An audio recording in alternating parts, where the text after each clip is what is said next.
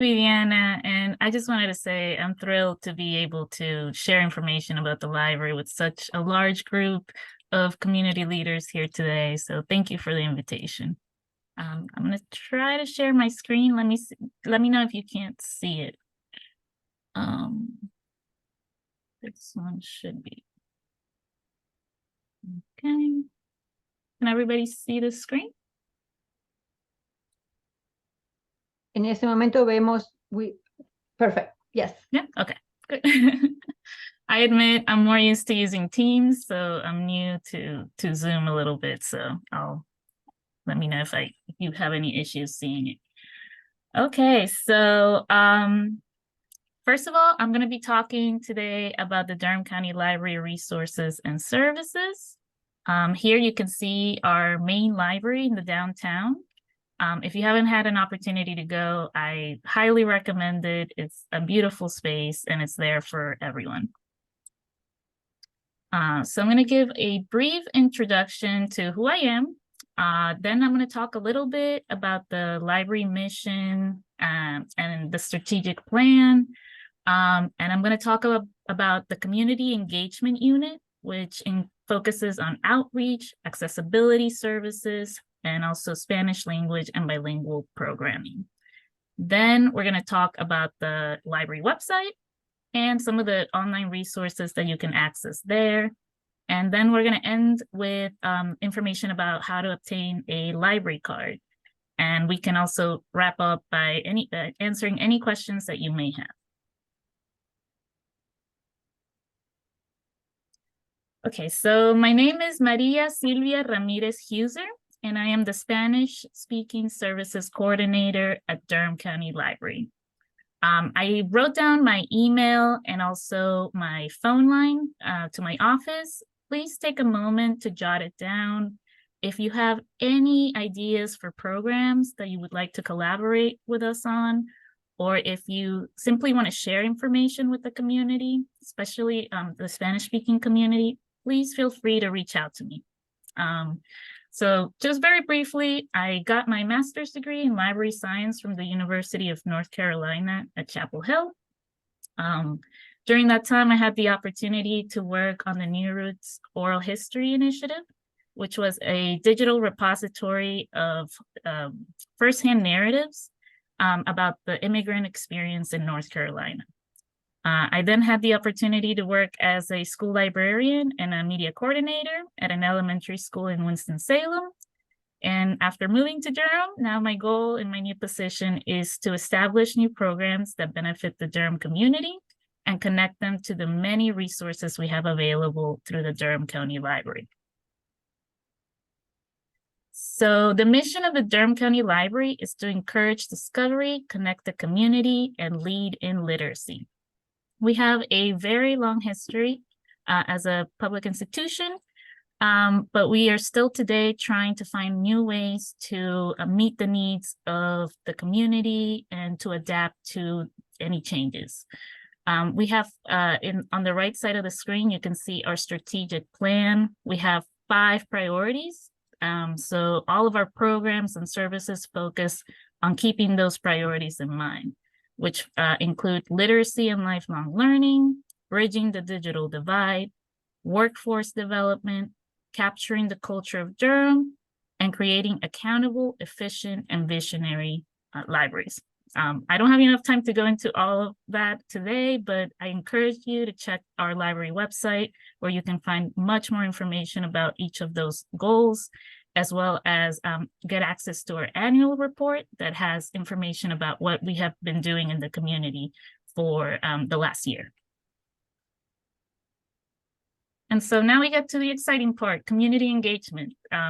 This is the unit that I'm a part of. It focuses on outreach, which basically means expanding the library beyond the walls that we have, right? It's beyond just our locations. We're going out to community events, school events, retirement homes. You might see us out there getting people sign up for library cards, or if you've seen our bookmobile, which is a large car, well, it's more like a van that has a ton of books inside.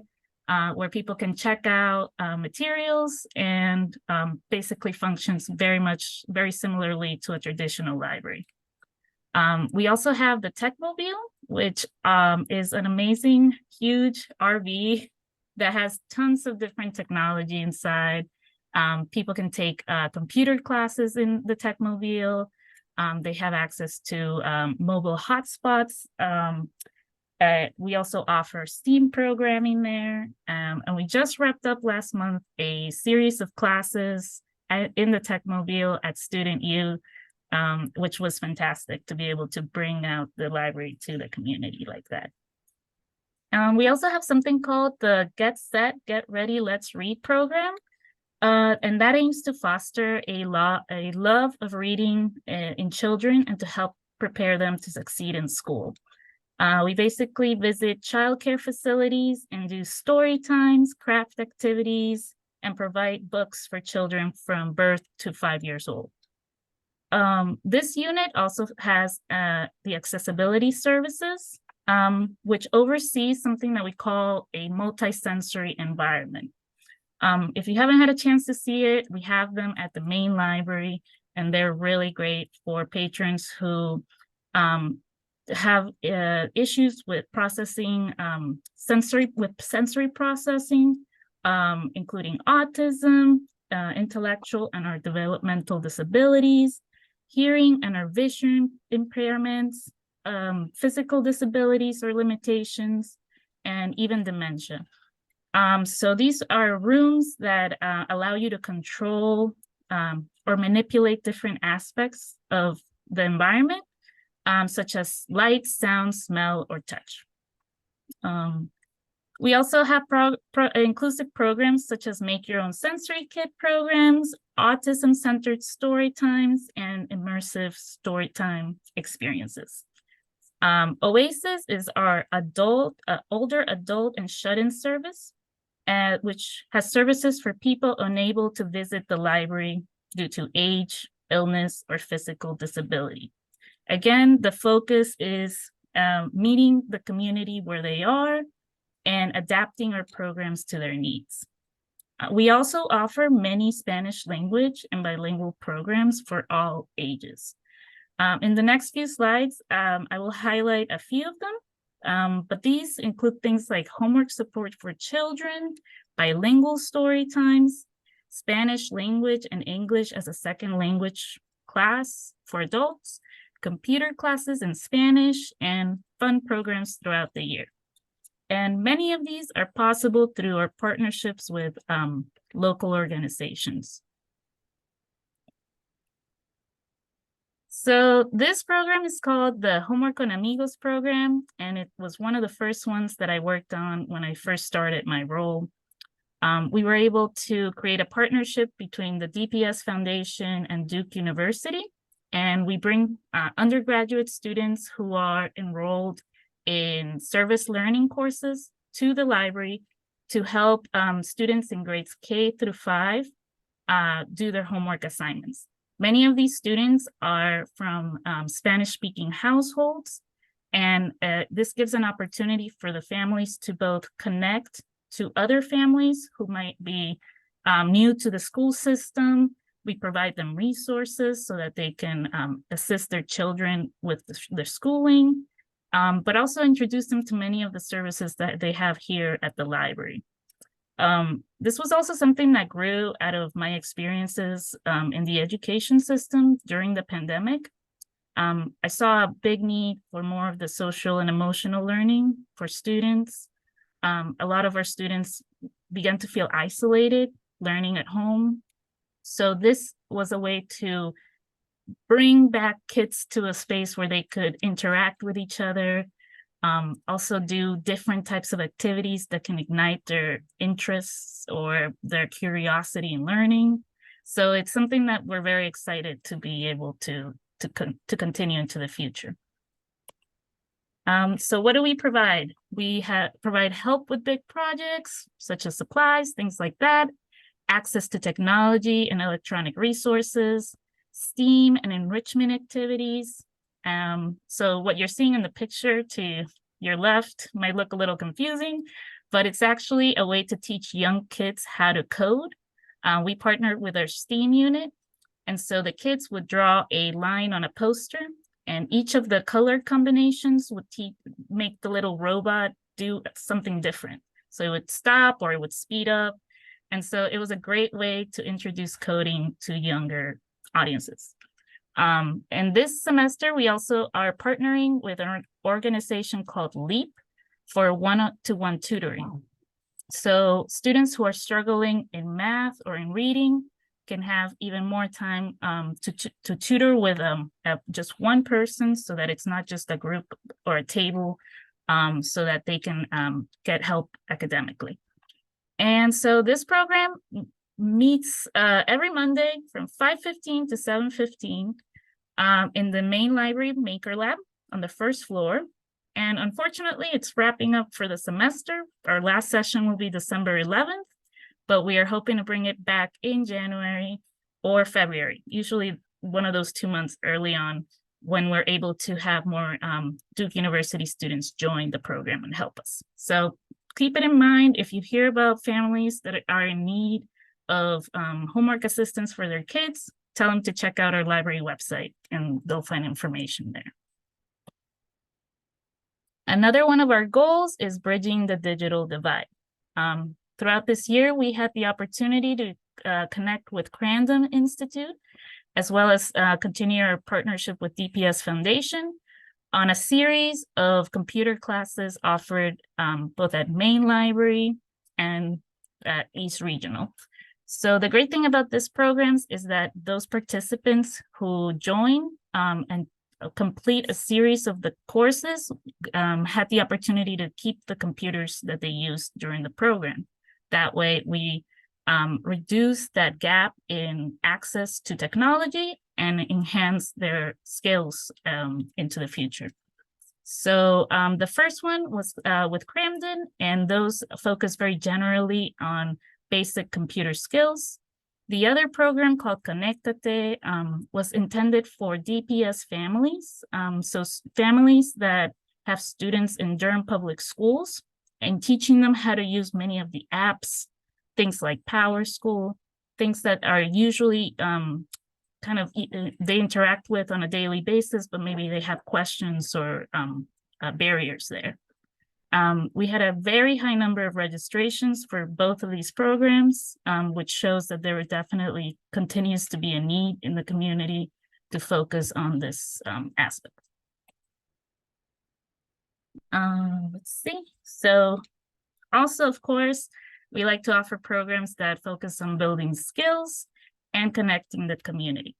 So the program that you're seeing to your left is called Taller de Floristería. So it's an opportunity to learn how to make flower arrangements, which is a skill that you can either do as a hobby or start your own business one day.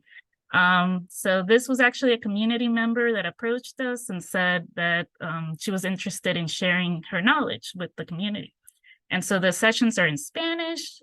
You can see that it really is a great opportunity for families and just for our patrons to connect and chat. And it's a very interactive group.